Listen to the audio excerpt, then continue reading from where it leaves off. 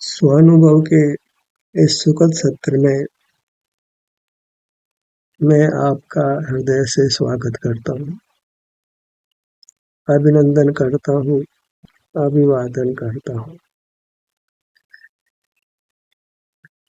इस सत्र में एक जानकारी आपको देनी है जो आपको पहले से भी ज्ञात हो। हमको 5 इंद्रियां मिली हैं, उनसे हम मूर्त पदार्थों को देखते जानते हैं।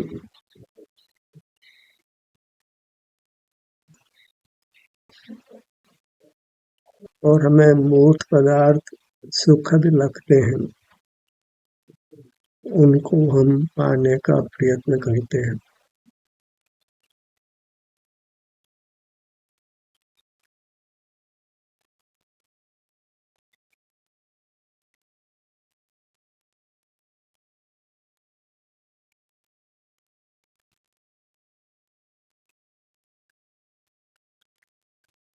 इसी प्रयत्न में हमको सुख नहीं मिलकर दुख मिलता है।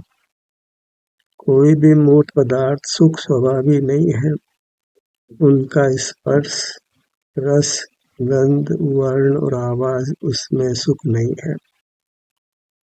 उनको भी सुख नहीं होता है, पर हमें उनको देख जानकर हमको सुख सा लगता है। वे हमको आकर्षित करते हैं, उनकी ओर हम दौड़ते हैं, उनको देखने जानने का ही पुनः पुनः प्रयत्न करते हैं। इसी क्रम में हम अपने स्वास्थ्य को नष्ट करते हैं और सुख नहीं होकर दुख होता है। संपूर्ण सुख हमारे शरीर में भरा है। सिर से पैरों तक हम सुख के ही बने हुए हैं, पर हमको वह शरीर सुखद नहीं लगता है। जड़ पदार्थ सुखद नहीं है, वे सुखद लगते हैं, और हमारा स्वयं का शरीर जो सुख से भरा हुआ है वह हमें सुखद नहीं लगता है। लेकिन यदि हम अपने शरीर का ही नेत्रों को बंद कर एहसास करें तो हमको फिर अपूर्व सुख का अनुभव होने लगेगा।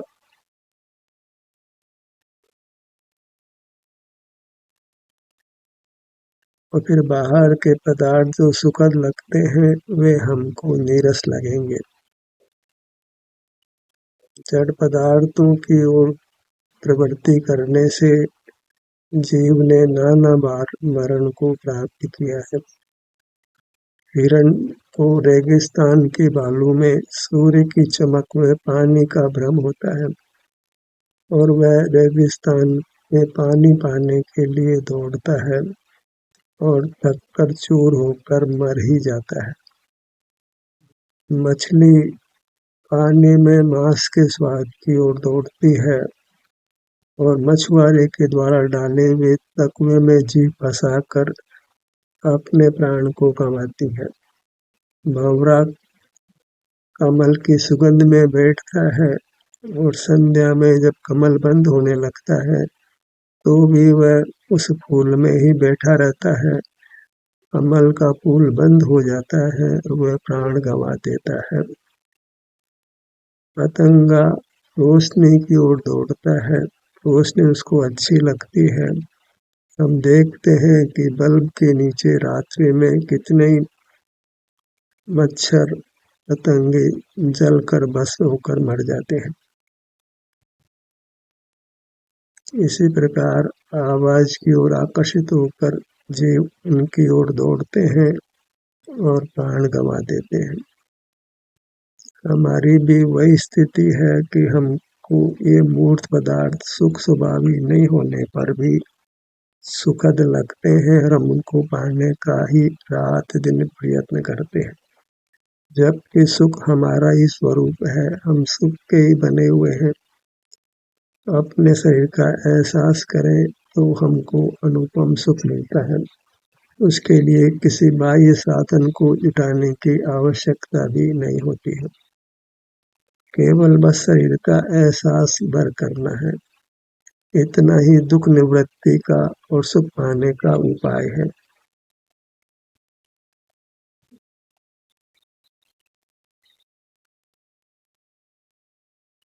इसको प्रयोग करके देखना है। हमको नेत्र बंद कर अपने शरीर के विभिन्न भागों पर अपना ध्यान लाना है। कदाचित कभी शरीर के किसी भाग में वेदना भी हो तो उसका अनुभव कर लेने मात्र से वह वेदना शांत होती है और हमारा सुख व्यक्त होकर हमको अनुभव में आता है। और यह सुख अनुपम है, उत्तम है, स्वाधीन है। इसको पाने पर हम सकल दुखों से मुक्त होते हैं। इतना कि हम परमात्म पद को पा लेते हैं, अनंत काल के लिए सुखी हो जाते हैं। इस मूर्त शरीर को पुनः प्राप्त नहीं करते, जन्म मरण से मुक्त हो जाते हैं। नेत्रों को बंद रखिए और अपने ध्यान को अपने मुखमंडल पर लाइए। ये प्रायोगिक पद्धति है कि हम अपने शरीर के किसी भाग से प्रारंभ करें, वहाँ ठहरने का प्रयत्न करें। इस क्रम में आप देखेंगे कि बाहर के पदार्थों को देख जानकर जो रागादिक प्रवृत्ति होती है वह अपने शरीर का एहसास करने पर नहीं होती है। रागादि हमको आकुलता देते हैं, तनाव उत्पन्न करते हैं, हमारे स्वास्थ्य को नष्ट करते हैं। और जब अपने शरीर के किसी भाग पर होते हैं तो रागादिक नहीं होने से हमको आकुलता नहीं होती, तनाव नहीं होता, तो स्वास्थ्य नष्ट नहीं होता, अपितु हम उत्तम स्वास्थ्य को प्राप्त करते हैं। तो मुखमंडल पर ठहरने का प्रयत्न करिए। इसके ही नाना उपांगों पर अपने ध्यान को लाइए। इसको हम अंतर यात्रा कहते हैं। अपने विभिन्न भागों का बारी बारी से एहसास करना। सिर के भाग पर आइए। हर भाग बड़ा है, उसके छोटे विभाग भी कर सकते हैं। रहना हमको अपने शरीर का एहसास करते हुए। इससे सहज ही मूल पदार्थों के जानने का अभाव होता है, उनका आकर्षण नहीं होता, उनकी ओर हम दौड़ नहीं लगाते, तो उनको ओर दौड़ लगाने से जो दुख होता है उससे हम बच जाते हैं। लाट के भाग पर आइए।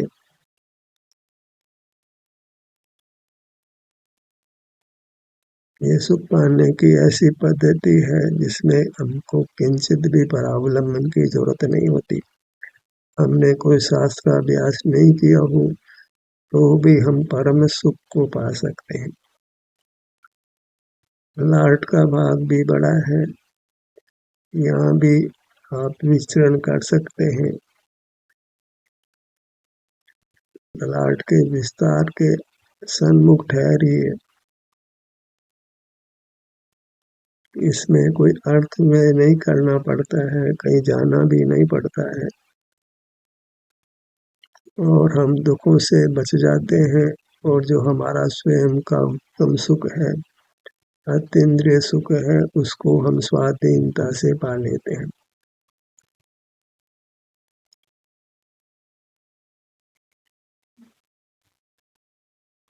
दिन भर के कार्यक्रम में हम कुछ समय इस स्वानुभव के लिए निकालें तो अवश्य ही हमारा जीवन सुखद होगा, स्वस्थ होगा। हम शांति का अनुभव करेंगे। दोनों भवों के मध्य भाग पर आइए।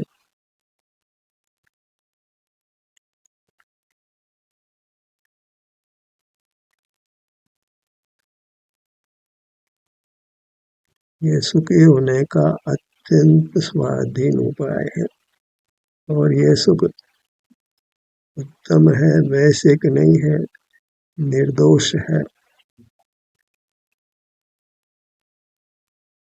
अपने नेत्रों पर आइए। बायां नेत्र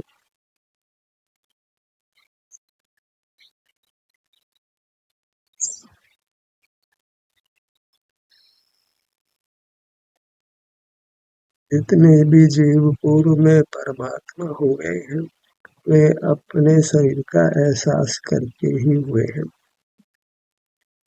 उन्होंने मूर्त पदार्थों से सुख होने का भ्रम छोड़ा है और सुख को अपना ही स्वभाव मानकर अपने ही शरीर से जुड़कर रहे हैं। इस प्राप्त मूर्त शरीर में ही इसी के आकार हमारा सुख स्वभावी अमूर्त शरीर है, जो परमात्मा रूप है। परमात्मा में और हम में वास्तव में अपने स्वरूप से कुछ भी अंतर नहीं है। अंतर इतना ही है कि उन्होंने जड़ पदार्थों को विषय करना बंद कर अपने शरीर का एहसास भर किया है। इसी को हम धर्म ध्यान कहते हैं, मोक्ष का मार्ग कहते हैं। बायां नेत्र, दायां नेत्र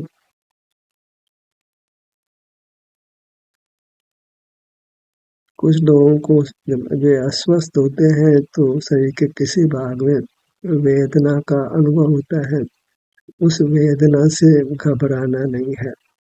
उस वेदना को यदि हम स्वाधीनता से शांति से भोग लेते हैं तो हम उस वेदना से क्रम से अल्पकाल में ही स्वाधीनता से मुक्त हो जाते हैं। कोई वेदना स्थायी नहीं होती है और अनुभव करते हैं तो शीघ्र ही नाश को भी प्राप्त होती है। बाएं कान पर आइए।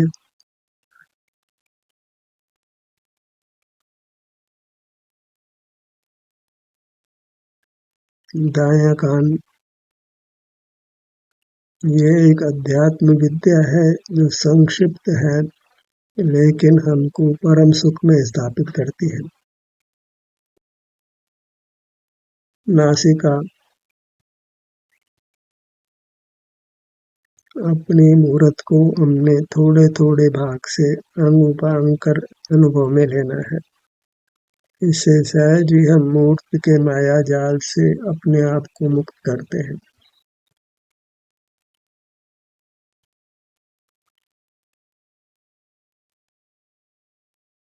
होठों के भाग पर आइए।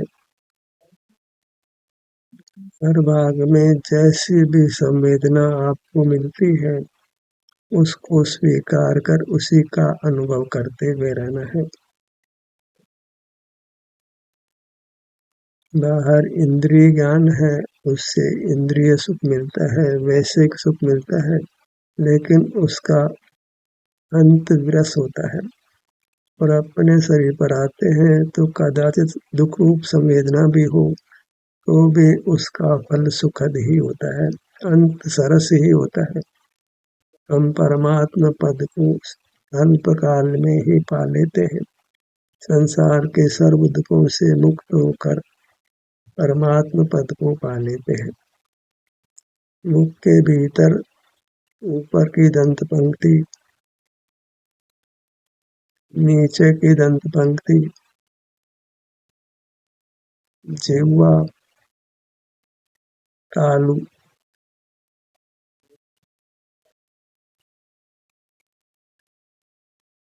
इन्होंने भी मोक्ष प्राप्त किया है, आज कर रहे हैं और भविष्य में करेंगे। इस प्रकार अपने शरीर का एहसास करके ही वे मुक्त हुए हैं, हो रहे हैं और होंगे। हम भी इसी प्रकार सर्व दुखों से मुक्त होकर मुक्त होंगे। कंठ का भाग, ठुड्डी, पूरा मुखमंडल,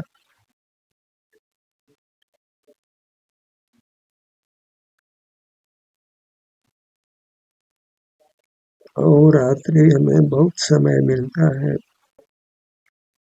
उस समय भी हम इस कार्य के लिए निकालते हैं तो हम अपने जीवन को अत्यंत स्वस्थ और सुखद कर सकते हैं और जीवन में वरस आता है, वो आनंद आता है जिसको हमने पूर्व में भोगा नहीं है। सबसे बड़ी उपलब्धि है कि हम स्वस्थ रहते हैं स्वस्थ रहते हैं तो हम सुख का अनुभव करते हैं, तो बाहर ही बाहर रहते हैं मूल पदार्थों को देखते जानते हुए, तो नाना रोगों से ग्रस्त हो जाते हैं।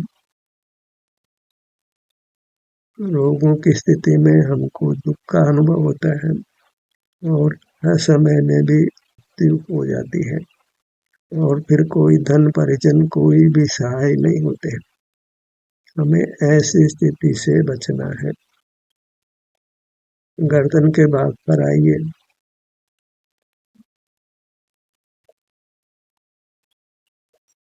यही अध्यात्म विद्या है, सर्वशास्त्रों का सार है।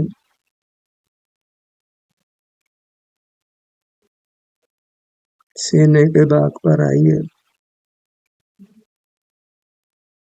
नेत्र बंद किए हैं, इसलिए जो भौतिक शरीर प्राप्त हुआ है वह दिखाई नहीं देता है। हमें उसकी कल्पना भी अभी नहीं करना है। इस शरीर में ही इसी आकार हम हैं जो सुख के बने हुए हैं, तो उसी का एहसास हमको होता है और हमको सुखानुभूति होती है, दुखों की निवृत्ति होती है। बायां सीना, दायां सीना, हृदय स्थान,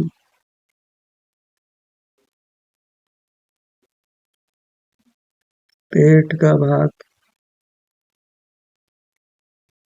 नाभि स्थान, बालक हो, युवा हो, वृद्ध हो, स्त्री हो कि पुरुष हो कि पशु हो कि पक्षी हो, जो भी जीव है वह बाहर से अपना ध्यान हटाकर अपने शरीर का एहसास करे तो उसे उत्तम सुख मिलता है। वह दुखों से मुक्त होता है।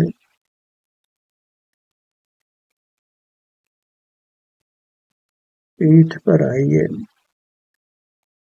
भौतिक पीठ तो हमको दिखाई नहीं देती है, पर यहाँ जो सुख दुख की स्थिति है उसका हमको एहसास होता है, क्योंकि संपूर्ण शरीर में ही इसी के बराबर हमारा स्वयं का सुख स्वभावी अमूर्त शरीर है।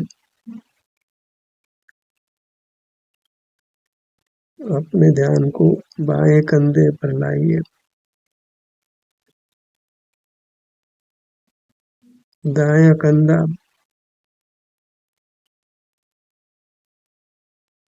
सुख के इस मार्ग में हम अपना ध्यान बाहर से हटाकर अपने पर ही लाते हैं, क्योंकि अपना सुख अपने में है।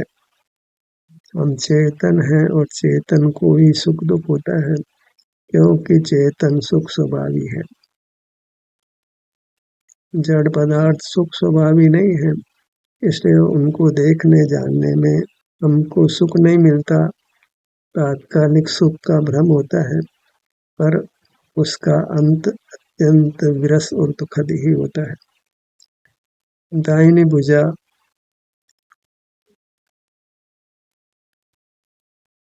दाहिनी हथेली, बालक हो, युवा हो, वृद्ध हो, स्त्री हो कि पुरुष हो, सबके लिए मोक्ष मार्ग एक ही प्रकार का है। धर्म की देशना सबके लिए एक ही प्रकार की है। पांचों अंगुलियां, ये स्वावलंबी होने का विधान है। इससे हम परावलंबन से मुक्त होते हैं। पराधीनता में परावलंबन में सुख नहीं है, स्वाधीनता में स्वावलंबन में ही सुख है। और स्व है वह प्राप्त शरीर के आकार सुख स्वभावी है और उसका हमको अनुभव होता है। वह हमारे इंद्रियों का विषय नहीं है, केवल अनुभव का विषय है। उसका अनुभव करके ही हम सकल दुखों से मुक्त होकर उत्तम अतीन्द्रिय सुख पाते हैं। दाहिने हाथ का अंगूठा, तर्जनी उंगली, मध्यमा अंगुली, अनामिका और छोटी अंगुली। चूंकि हमारा भी आकार मूर्त अंगुलियों के समान है, इसलिए अंगुलियों के नाम को लेकर हम अपने सुख स्वभावी अमूर्त अंगुलियों पर अपना ध्यान लाकर सुख पाते हैं। दाई हथेली, कलाई, कलाई से कोहनी तक आगे की भुजा, कोहनी से कंधे तक ऊपर की भुजा। इस प्रकार जब आप अपने शरीर का एहसास करते हैं तो आपको अपनी महिमा आती है। अहो, मैं सुख स्वभावी हूँ, परमात्मा रूप एक महान द्रव्य हूँ। भले अभी मैं मनुष्य हूँ, पर इस प्रकार अपने शरीर का एहसास करके पूर्ण सुख को पाकर व्यक्त परमात्मा होता हूँ, वही मुझे होना है। बाईं भुजा पर आइए।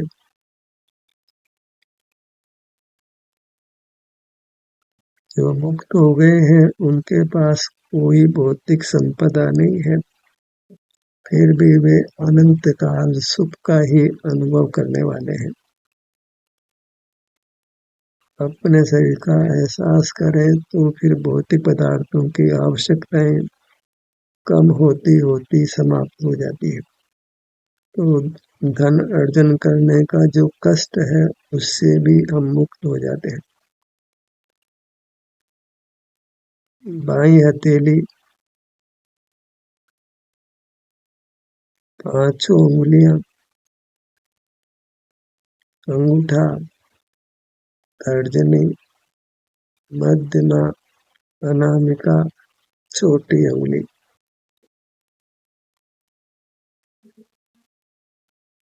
आप एक स्थान पर ठहर सकते हैं तो ठहरें, अन्यथा अपने ही शरीर में विचरण करें। कलाई, कलाई से कोहनी तक आगे की भुजा, कोहनी से कंधे तक ऊपर की भुजा। कोई भी रोग हुआ हो, इस प्रकार यदि आप अपने शरीर का एहसास करेंगे तो आप शीघ्र ही स्वाधीनता से उस रोग से मुक्त हो सकेंगे। अत्यंत उत्तम स्वास्थ्य को पाकर सुखी जीवन व्यतीत करेंगे। हम देखते हैं कि बहुत धनाधिक जिन्होंने अर्जित किया है, वे भी असाध्य रोगों से ग्रस्त होकर असमय में मर जाते हैं। धन उनको मृत्यु से रोक नहीं पाता है, दुखों से रोक नहीं पाता है, और अपने मूर्त का आश्रय कर हम स्वस्थ रहते हैं और सदा सुखी रहते हैं। अपने ध्यान को अपने दाहिने पैर पर लाइए।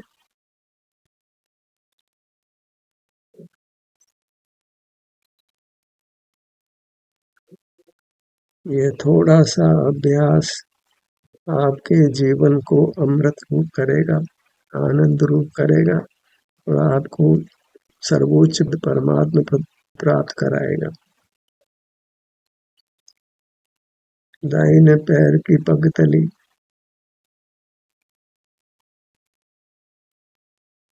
पांचों उंगलियां, एड़ी, रखना, हर अंग का स्थान हमको अंतर्दृष्टि से आराम या वेदना रूप से अनुभव में आता है, और ये अनुभव ही दुख निवृत्ति का और सुख होने का मार्ग है। इसी को धर्म कहते हैं, यही सच्चारित्र है। इसी से उत्तम स्वास्थ्य और उत्तम सुख का अनुभव होता है। दाहिने पैर की पिंडली, रखने से घुटने तक का भाग,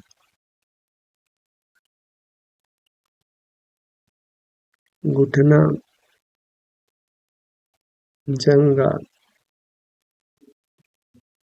इस प्रकार हम अपना अनुभव करते हैं, अपना ध्यान करते हैं और ये करते हैं तो हमसे जो वय में छोटे हैं वे भी हमसे मार्ग को प्राप्त करते हैं और भी जो कोई हमको देखकर वह भी इस मार्ग में आ सकता है। इस प्रकार हम अपना भी उपकार करते हैं और अन्य जीवों के उपकार में भी निमित्त हो जाते हैं। इसलिए इस काम से उत्तम दूसरा कार्य लोक में कोई नहीं। बाएं पैर पर आइए, पगतली, पांचों उंगलियां, अंगूठा, पहली उंगली, दूसरी, तीसरी, चौथी। क्षण मात्र में ही आप अपने किसी भाग पर जा सकते हैं। क्षण मात्र में ही वहाँ के स्वास्थ्य की स्थिति का आपको अनुभव हो जाता है और ये मोक्ष मार्ग हो जाता है। एड़ी रखना, वर्तमान क्षण को ही हमने अपने अभिमुख करना है। इतने मात्र से मोक्ष मार्ग होता है। हमें सदा ही वर्तमान क्षण ही मिलता है। एक साथ दो समय, मिनट, घंटा, वर्ष नहीं मिलता है। तो क्षण भर ही हमको अपना मुख अपनी ओर करके अपने को सुखी करना है। रखने से घुटने तक निचला पैर, पिंडली, घुटना, जंघा।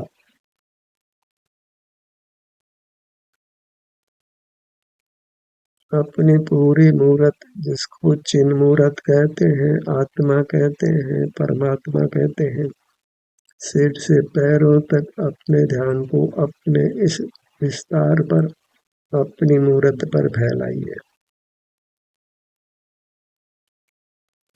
और इसकी महिमा ग्रहण करिए।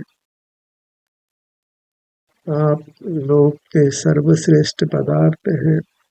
अपने को हीन नहीं मानना है। आप स्वरूप से परमात्मा हैं। अपने प्रति सदा ही सर्वोच्च भाव लाइए। आदर का, भक्ति का भाव रखिए और वृत्ति को अपनी ओर ढलने दीजिए। जहाँ तक संभव हो इंद्रिय ज्ञान से हमको अपने आप को बचाना है, क्योंकि उससे जड़ पदार्थों में सुख होने का भ्रम होता है। हम उनकी ओर दौड़कर आगाधिक से वर्तन करते हैं और आकुलता भोग कर, तनाव भोग कर अस्वस्थ होते हैं और दुखों को प्राप्त होते हैं, बार बार मरते और जन्मते हैं। अपनी मूर्त को ही नमन करिए। इसी की भक्ति में, इसी के अनुभव में लीन रहिए। ध्यान का सत्र यही समाप्त होता है। आपकी सहभागिता के लिए धन्यवाद।